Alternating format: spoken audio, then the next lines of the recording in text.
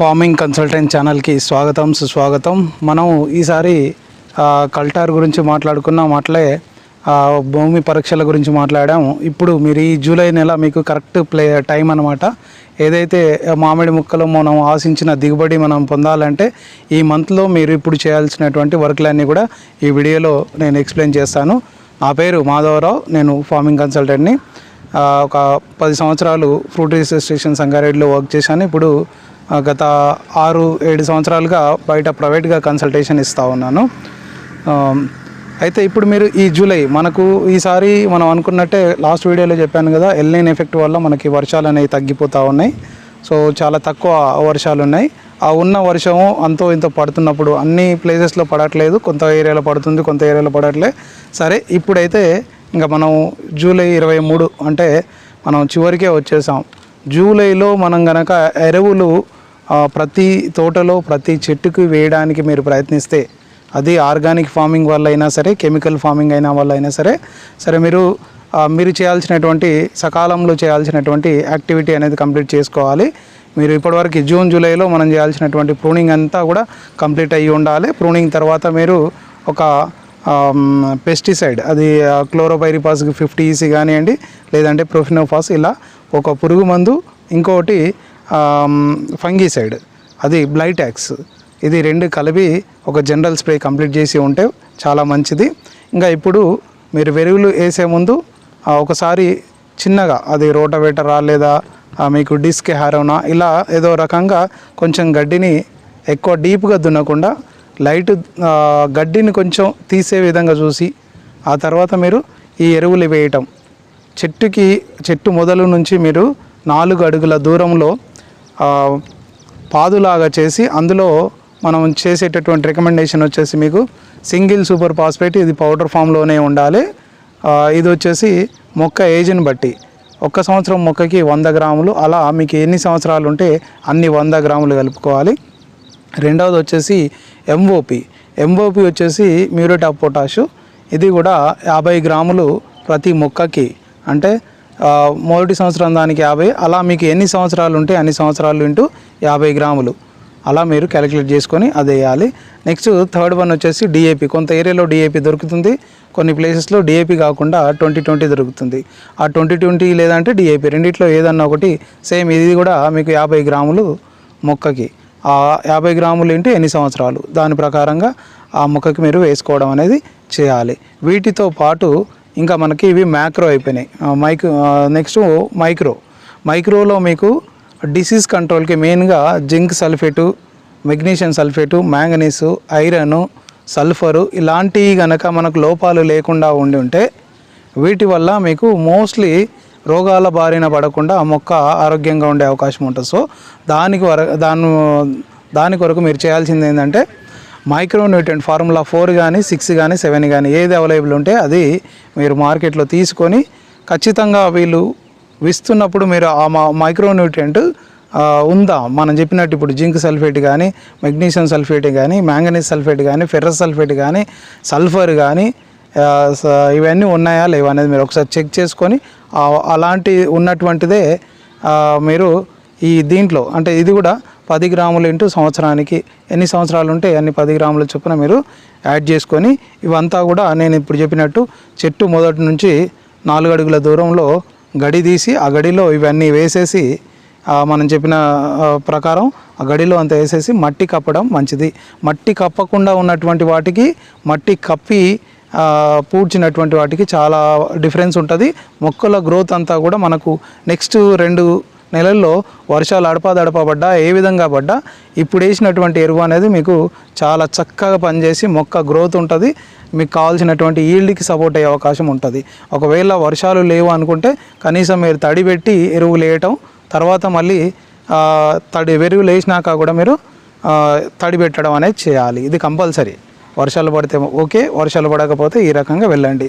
Next main important thing ఏంటంటే మెన్యూర్లో పశువుల ఎరువు కానివ్వండి, మేక ఎరువు కానివ్వండి, వర్మీ కంపోస్ట్ కానివ్వండి, ఇలా ఏదైనా సరే చిన్న మొక్కకి దాదాపు 10 నుంచి 20 కిలోలు అంటాము. అట్లా పెద్ద మొక్కలకి ఒక్కొక్క క్వింటాల్ వరకు ఒక చెట్టుకి అవసరం అవుతుంది. సో 1 క్వింటాల్ అన్నప్పుడు మీకు మ్యాక్సిమం వచ్చేసి 1 క్వింటాలు. సో ఆ విధంగా సంవత్సరాన్ని బట్టి 20-30 కిలోలు, 2-3 సంవత్సరాల దానికి 30 కిలోలు మినిమం, లేదంటే వర్మీ కంపోస్ట్ 10 kgs, ఒక 20 సంవత్సరాల మొక్కకి 50 కిలోలు మినిమం మాగిన పశువుల ఎరువు వాడడం. అలా చూసుకోండి. క్వింటాల్ వేస్తే ఇంకా బాగుంటుంది. లేదు అంటే 50 కిలోలు, 20 కిలోలు, 30 కిలోలు మీ అనుకూలాన్ని బట్టి, మీకు ఏరియాలో దొరికేదాన్ని బట్టి చూసుకోండి. సో ఈ విధంగా మీరు వేసినట్లయితే వీటితో పాటు మీరు ఇంకా వేయదలుచుకుంటే వేపపిండి ఒక 1/2 kg లేదంటే 1 kg.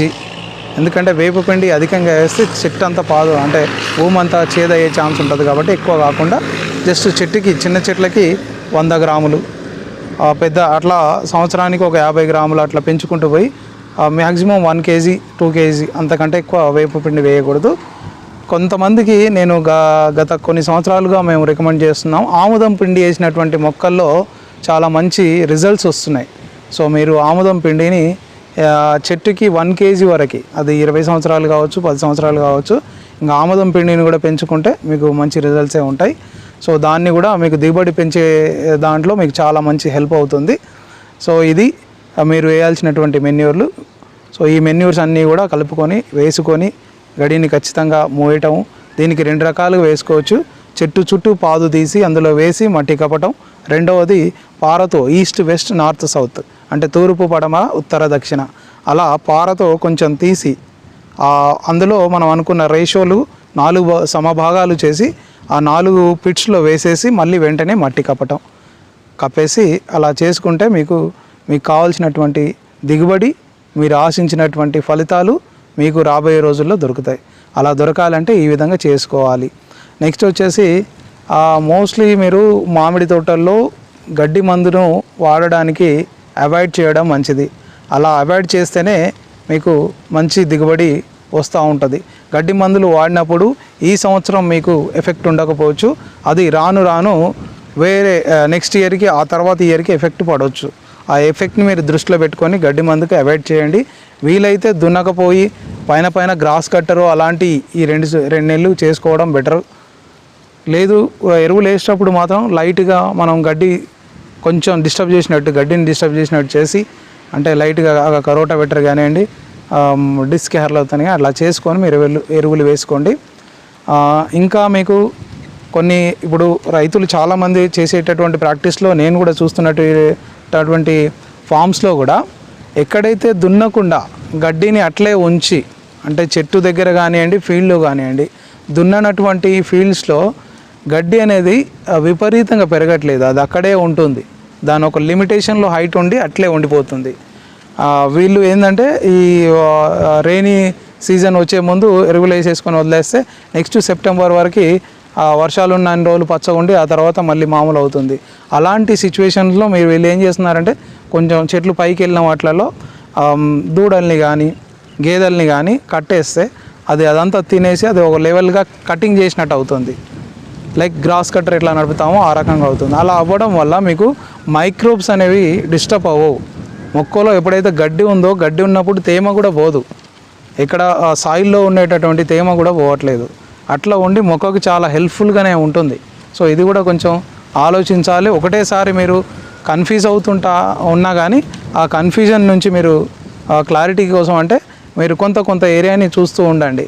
అలా చూస్తూ ఆ గడ్డి ఎక్కువ అంటే బుష్ టైప్ వస్తేనేమో వాటిని మనం తీసేయటం, లేదంటే గ్రాస్ బ్లేడు, ఇప్పుడు మనకు బుష్ కట్టర్లు వచ్చాయి కదా, అట్లాంటివి వాడడం, అలాంటివి చేసుకుంటూ ఉంటే మన అనవసరమైన దున్నకాలు అంటే ఇప్పుడు వర్షాకాలంలో ప్రతిసారి మీరు ప్రతి నెల దున్నుకుంటూ ఉండాల్సి వస్తుంది. దానివల్ల రైతుకి ఖర్చు పెరుగుతూ ఉందని అనుకుంటున్నారు కొంతమంది. సో అలాంటివి తగ్గాలనుకుంటే మీరు గడ్డిని ఎప్పటికప్పుడు గ్రాస్ కట్టరే అంటాం, బ్లేడ్ అలాంటిది వేసి కట్ చేసుకోవటం, లేదంటే దూడల్ని హైట్ ఉన్నటువంటి చెట్లలో కింద కట్టేస్తే అదంతా తినడం. ఒక రోజుతో కాదు, రోజు ఓ ఏరియా అట్లా కట్టుకుంటూ వెళ్తే అది కూడా ఒక రకంగా చాలా మంచి రిజల్ట్సే వస్తున్నాయి. ఎందుకంటే మనకు గడ్డి ఉండడం వల్ల మైక్రోబ్స్ కౌంట్ అనేది చాలా చక్కగా ఉంటుంది. దాని మైక్రోబ్ లాస్ అనేది తగ్గుతూ ఉంది. దున్నడం వల్ల ఏంటంటే ఆవిరైపోయి ఆ మైక్రోబ్ లాస్ అనేది జరుగుతూ ఉంటుంది. మీకు ఎప్పుడు ఎదగనంత మొక్క ఈ వర్షాకాలంలోనే ఎందుకు ఎదుగుతుందంటే మీరు అది గమనిస్తే గడ్డి ఉన్న దగ్గర అంతా కూడా తేమ ఆరదు, కింద అంతా లూజ్గా ఉంటుంది మట్టి. సో అట్లా మేము ఇవాళ ఉన్నటువంటి ఫీల్డ్లో కూడా నేను లాస్ట్ ఇయర్ వేసాం ఎరువులు, మళ్ళీ ఇవాళ వేస్తున్నాం. వేసే ప్రతి పాదులో మనకి ఈ ఎర్త్ వామ్స్ ఏవైతే మనం అంటాం కదా, ఆ వాడుక భాషలో వీళ్ళు కొంతమంది ఎర్రలు అంటారు అని, ఎర్త్ వామ్స్ అంటే వానపాములు, మనకు వర్మి కంపోస్ట్లో వేసేటటువంటి వానపాములు చాలా కనబడుతున్నాయి. సో అట్లాంటివి ఉన్నాయి అంటే మనకి సాయిల్ బాగానే ఉంది, చాలా చక్కగా ఉంది అని అర్థం. సో ఇవైతే ఈ మంత్లో మీరు చేయాల్సినటువంటి యాక్టివిటీలు. సో ప్రూనింగ్ అయిపోయింది అనుకుంటున్నాను నేను. జనరల్ స్ప్రే కూడా అయిపోవాలి, ఎందుకంటే ఈ టైంలో మీకు స్ప్రే జరిగితే ఆ జనరల్ స్ప్రే అనేది చెట్టు మొత్తం తడవాలి, పాదు కూడా తడవాలి. ఎందుకంటే పాదులో ఈ తడిపడ్డప్పుడు మనకి వేరు పురుగు అనేది కనబడుతూ ఉంటుంది. సో ఆ వేరు పురుగు పైన కూడా కొంచెం బాగా పనిచేస్తుంది. ఇప్పుడు వీటి గురించి మాట్లాడాం కదా, ఇది వేసిన ఫర్టిలైజరు మెన్యూరు అంతా వేసిన తర్వాత 1 వీక్కి ఎగ్జాక్ట్లీ వేసిన రోజే మనం బయో ఫర్టిలైజర్స్ వాటిని మార్కెట్లో మీకు ఒక సంవత్సరానికో 2 సంవత్సరాలకో పేర్లు మార్చొచ్చు, కానీ టెక్నికల్ నేమ్ వచ్చేసరికి మళ్ళీ అదే ఉంటుంది. సో అది మీరు గమనించుకోవాలి. ఇది మెయిన్గా ఏంటంటే ఎంత ఫ్రెష్గా ఉంటుంటే మీకు అంత మంచి రిజల్ట్ వచ్చే ఛాన్స్ ఉంటుంది. మరి అవేంటి? నైట్రోజను, ఫాస్ఫరస్, పొటాషు, జింక్, ఇవి కూడా బయో ఫర్టిలైజర్లో ఇవి బ్యాక్టీరియా రూపంలో ఉంటాయి, ఇవి మీకు అవసరం. నెక్స్ట్ వచ్చేసి ట్రైకోడర్మా, సూడోమోనాస్, ఇవి మనకు సాయిల్లో వచ్చేటటువంటి పురుగులని చంపే అవకాశం ఉంటుంది. సో వీటిని నెక్స్ట్ బవేరియా, వర్టిసిలం, మెటరైజియం వచ్చేసి మీకు ఎగ్స్ని బ్లాస్ట్ చేసేటటువంటిది, అంటే సాయిల్లో ఉన్నటువంటి గుడ్ల వ్యవస్థని నిర్వీర్యం చేస్తుంది. సో ఇవి అన్నీ మీకు దాదాపు 8 అవుతుంది. 8. నెక్స్ట్ వచ్చేసి వ్యామ్ అంటే మీకు మార్కెట్లో మైకోరైజా అని దొరుకుతుంది. మైకోరైజా మార్కెట్లో చాలా కాస్ట్గా వెళ్తుంది. మీకు చీఫ్ కాస్ట్లో మంచి వ్యక్తి ఉన్నారు, ఆయనను రిఫర్ చేయమంటే నేను రిఫర్ చేస్తాను, మీరు నన్ను కాంటాక్ట్ చేసినా నేను ఆయనను రిఫర్ చేస్తాను. సో ఈ విధంగా 9 మీరు కనుక చెట్టు పాదులో వేస్తే, నేను గత 2-3 సంవత్సరాలుగా కూడా ఎక్కడెక్కడ రికమెండ్ చేశానో అక్కడక్కడ చెట్లలో చాలా మంచి గ్రోత్ ఉంది, చెట్లలో ఎలాంటి డిస్టర్బెన్స్ లేదు, హెల్తీగా యాక్టివ్గా చాలా చక్కగా గ్రోత్, అట్లే ఈల్డ్ కూడా పెరుగుతుంది వీటి వల్ల. సో అది కూడా మీరు దృష్టిలో పెట్టుకొని ప్రతిదీ కూడా వాల్యుబుల్ అండి. ఈ 9 కూడా మీకు డిఫరెంట్. వ్యామ్ వచ్చేసి మైకోరైజా సాయిల్ ఫంగస్, ఇది భూమిలో ఉండేటటువంటి ఫంగస్ శిలీంధ్రం. అది వేరు వ్యవస్థకి బాగా వెళ్ళినప్పుడు వేర్లు అనేది ఎక్కువ స్ప్రెడ్ అయిపోయి నీళ్ళని పీల్చుకునే తత్వం కానివ్వండి, ఏది ఇచ్చినా మొక్కకి నైట్రోజన్ని కానివ్వండి, ఫాస్ఫరస్ని కానివ్వండి, ఇటు మైక్రోన్యూట్రియంట్స్ని కానివ్వండి, అన్నిటినీ మొక్క పీల్చుకోవాలంటే వేరు వ్యవస్థ అనేది బలంగా ఉండాలి, ఆ వేర్లు అనేవి ఎక్కువ డెవలప్ అయి ఉండాలి. సో దానికి మైకోరైజా అనేది హెల్ప్ అవుతుంది, దాన్ని మనం వ్యామ్ అని కూడా చెప్పొచ్చు. నెక్స్ట్ మీరు ఇవన్నీ కూడా బ్యాక్టీరియాలు ఇప్పుడు వాడుకొని నెక్స్ట్ మళ్ళీ సెప్టెంబర్ మనం అనుకునే ఇది ఆగస్టు వీకెండ్ లేకపోతే సెప్టెంబర్ 1st వీక్లో మళ్ళీ ఒకసారి రిపీట్ చేయగలిగితే మీకు కావాల్సినటువంటి దిగుబడి పెరుగుతుంది, సకాలంలో తొందరగా వచ్చే ఫ్లవరింగ్ కూడా వచ్చే అవకాశాలు ఉంటాయి.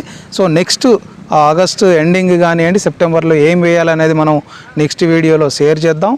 ఆ వీడియో గురించి మీరు ఇప్పటివరకు నేను ఇచ్చినటువంటి వాల్యుబుల్ ఇన్ఫర్మేషన్ అంతా మిగతా రైతులకి చేరే విధంగా లైక్ చేయండి, షేర్ చేయండి, కమెంట్ చేయండి. మీ ఫ్యామిలీ, ఫ్రెండ్స్, ఇట్లే మామిడి తోటలో ఉన్న వాళ్ళకి అందరికీ ఈ వీడియోని చేర్చి ఇన్ టైంలో వాళ్ళు చేయాల్సినటువంటి పనులన్నీ చేసుకునే విధంగా ఈ యొక్క ఇన్ఫర్మేషన్ చేరుతుంది.